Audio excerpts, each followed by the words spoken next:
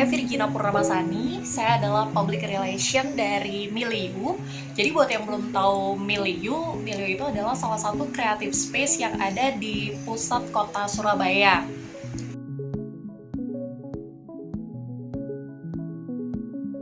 Banyak banget sih ya, karena kalau dipikir-pikir saya udah 2 bulan nih, hampir 2 bulan di rumah aja. Jadi kebayang kan kegiatan apa. Dan sebelum saya jawab itu, saya mau bilang ke teman-teman, beruntunglah buat teman-teman yang sekarang di rumah aja, bener-bener literally di rumah aja bareng keluarga. Jadi bisa tuh memperbaiki ya, mungkin yang selama ini ketemunya cuma sebentar-sebentar, nah sekarang ketemu lebih lama, bisa cerita-cerita lebih lama, bisa quality time lebih lama. Itu rasanya enak banget sih. Nah, menjawab pertanyaan tadi, apa yang saya lakukan selama di rumah aja itu banyak banget, tapi saya bersyukur saya masih bisa WFH atau work from home, bekerja dari rumah, karena memang Milieu udah tutup selama 2 bulan ini. Tapi semua pekerjaan yang selama ini mungkin nggak bisa kita kerjain gara-gara setiap minggu atau seminggu ada beberapa event gitu ya, jadi nggak bisa kita garap. Sekarang nih waktu kita buat garap, gitu. Misalkan kayak kita bikin perencanaan, kita hal-hal yang berbau administratif itu bisa banget kita garap sekarang. Dan sekarang kita memang lagi sibuk-sibuknya bikin what's next sih, after pandemi ini kita bakalan ngapain, program-program apa yang bakal kita lakuin. Jadi memang lebih sibuk ke sana. Nah, selain kerja ya tentunya, yang saya lakuin sekarang masak. Saya balik lagi ke dapur, terus saya lagi belajar buat bikin kue-kue sederhana. Saya beli peralatan-peralatan yang lucu-lucu, gemes gitu buat mendukung niat saya untuk belajar bikin kue. Terus selain itu saya Netflix-kan tentunya, dengerin podcast, dan juga ikutan beberapa kelas-kelas online, karena ya maksudnya ngelihat orang ngebagi ilmu tuh kayaknya eman ya kalau kita nggak serap, atau sayang gitu kalau kita nggak serap. Jadi ya udah sih. Dan selain itu yang saya lakuin lagi adalah mencoba untuk kegiatan atau hobi-hobi baru. Jadi selama ini saya kan nggak pernah suka yang namanya mewarnai atau watercoloring atau gambar. Nah, saya tahu sih saya nggak bakat gitu, dari saya kecil, dari saya sekolah saya nggak bakat banget di dunia itu. Tapi ya buat coret-coret, terus buat nenangin diri gitulah, kayaknya seru juga untuk mencoba-coba watercoloring gitu. Terus saya lagi nyoba weaving sekarang, atau nganyam ya, atau nenun, walaupun loom saya juga masih segede buku tulis gitu.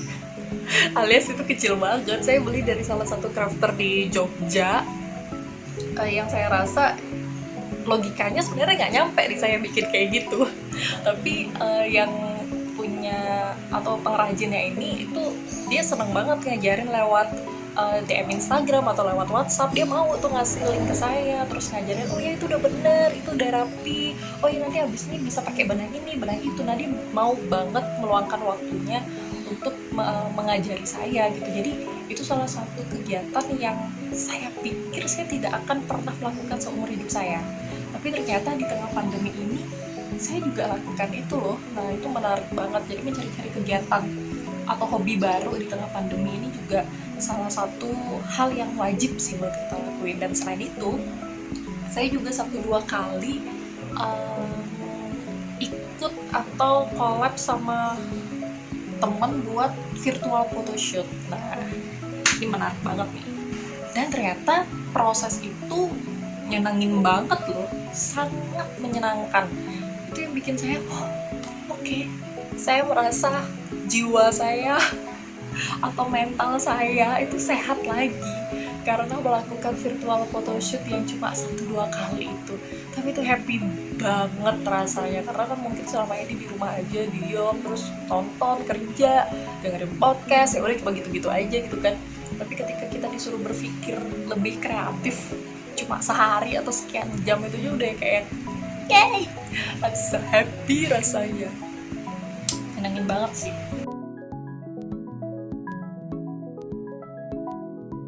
Saya udah ada di titik yang bosen nontonin Netflix, bosen dengerin podcast, bosen nontonin YouTube dan lain-lainnya. Saya udah bosen banget, saya udah bosen yang namanya menikmati karya kreatif orang. Nah, sampai ada di satu titik saya mulai lagi pengen belajar nulis. Terus di tengah-tengah itu ada seorang kawan baik saya, namanya Istiqomah. Ini orang baik banget. Jadi dia tiba-tiba WhatsApp saya, terus dia tanya itu, buat mau nggak kita bikin sesuatu bareng. Terus apa yang kita bikin gitu, jadi kita bikin konten ribet terus. Jadi kita bikin konten di Instagram. Konsepnya itu adalah cerita bersambung. Nah, endapan ide lama ini akhirnya kita coba ngobrol berdua, terus akhirnya nemulah satu konsep yang lucu sih sebenarnya dan menarik menurut kami berdua. Ya udah, akhirnya kami realisasikanlah itu. Sebab dulu aku pernah berada di titik terendah akibat cibiran-cibiran itu. Menjadi sensitif berlebih, kaku, sampai sering-sering mengutuk diri. Apa benar aku gagal menjadi perempuan?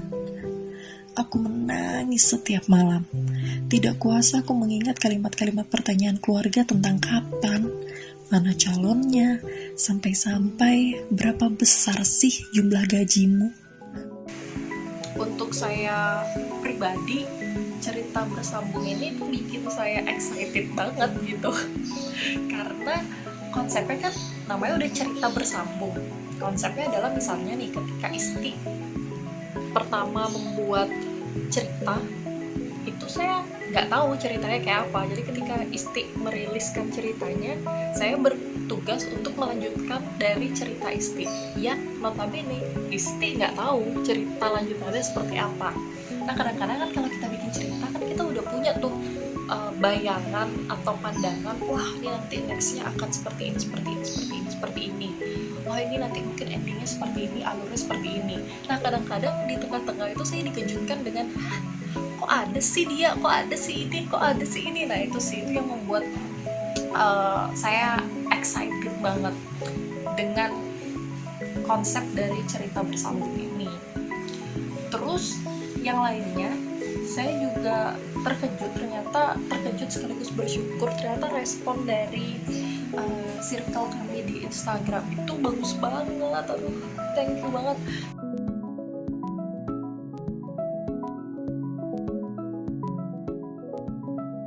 Itu banyak banget menurut saya. Kenapa banyak banget hal yang bisa kita lakuin? Karena kan kalau kita bilang pelaku kreatif, pekerja seni, itu kita memang punya kapasitas untuk memberikan something kan ke orang. Entah misalkan dia pemain teater, ya memang dia menghibur orang dengan cara bermain teater. Penyanyi, dia menghibur orang dengan suaranya. Menulis, dia menghibur orang dengan tulisan-tulisannya gitu kan. Jadi banyak banget hal yang kita bisa lakuin. Jadi sederhana. Kalau saya lihat misalkan kayak di Instagram kan, orang-orang sekarang banyak bikin live, nyanyi bareng lah, karaokean bareng, terus talk show bareng. Nah, itu kan juga udah salah satu hal yang bisa kita lakukan untuk menghibur orang sebenarnya di tengah pandemi ini.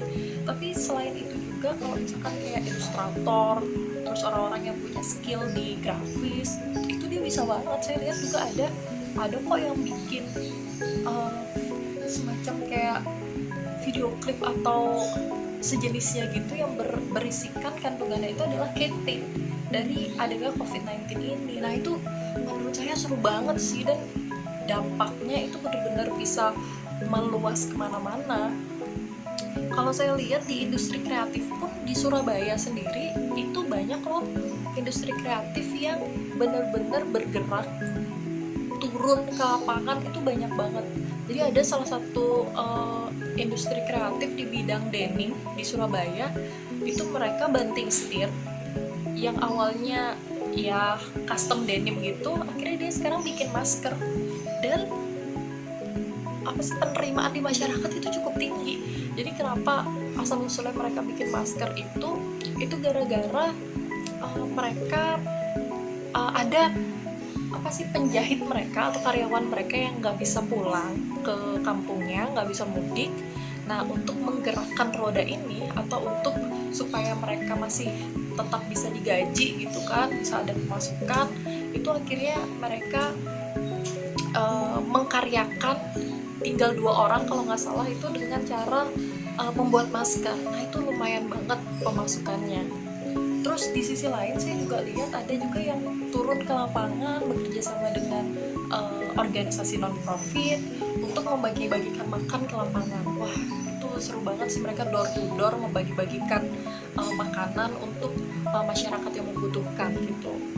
Itu jadi kalau memang kita nggak bisa bergerak lebih besar, bergerak kecil pun bisa gitu. Kalau untuk self healing misalkan itu, wah itu lebih banyak lagi yang bisa kita lakuin kan. Apapun yang membuat kita happy atau vibe-nya positif itu bisa banget kita lakuin. Dan problemnya manusia kan kadang bukan masalah di bisa atau enggak ya. Saya percaya sih bahwa semua hal itu mungkin dan semua hal itu bisa dilakuin. Sekarang kan problemnya manusia kan kadang-kadang males atau nggak mau atau males mikir panjang. Nah, problemnya kan kadang-kadang di situ. Tapi di kondisi kayak ini kita bahkan tidak punya pilihan untuk berkata tidak mau. Jadi selama hal itu positif, selama hal itu memberikan vibe yang bagus buat kita, energi yang sangat baik buat kita, ya udah, kita harus lakukan itu sekarang. Itu aja sih. Buat teman-teman pekerja seni, pelaku industri kreatif dan juga yang lainnya, ayo kita dukung CCG Social Campaign. Dan di kondisi ini kita semua sangat-sangat membutuhkan yang namanya energi positif. Jadi apapun yang bisa kita lakukan, mulai dari hal yang kecil untuk diri kita sendiri atau untuk inner circle kita, atau bahkan kita punya kesempatan untuk melakukan hal-hal besar yang berdampak untuk masyarakat luas, ayo kita lakukan. Dan saya salut banget buat teman-teman yang menghasilkan karya-karya bagus di tengah pandemi ini. So nanti kalau 10 atau 15 tahun lagi mungkin ya, di generasi selanjutnya kita bisa bercerita dengan bangga bahwa kita adalah generasi yang bisa sembuh lahir batin dari adanya wabah yang mendunia ini. So untuk sekarang, ayo kita bareng-bareng bertahan dan juga berjuang di tengah kondisi ini demi kesembuhan kita bersama. Semangat!